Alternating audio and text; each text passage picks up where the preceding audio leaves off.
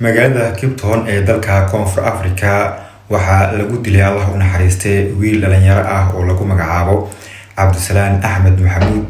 waxaa la sheegay in ay bartilmaameedsadeen rag huweysan oo burcad ah kuwaas oo huweysnaa.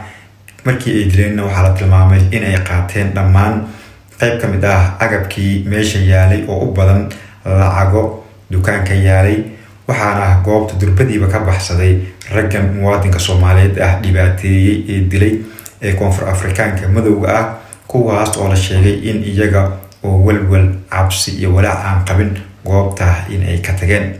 ciidamada waxaa had iyo jeer la sheegaa in dilka markuu dhaco kadib goobta yimaadaan baaritaano ay sameynayaan, laakiin safaaradaha dowladda ama safaaradda dowladda ee dalkaasi iyo jaaliyadaha ayaanan isku xilqaamin in arrintan lagala hadlo dowladda Koonfur Afrika, maadaama dadkaas ay yihiin dad canshuur bixiya, muhiimna ay tahay in amnigooda la damaanad qaado.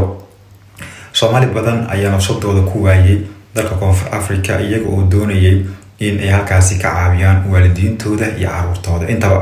haddaba aan u wada duceyno isla markaana aan gaarsiino eheladiisa iyo cid walba oo wiilkan garanaysa si loo ogaado xaaladan iyo sidoo kale in halkaasi lagu dilay.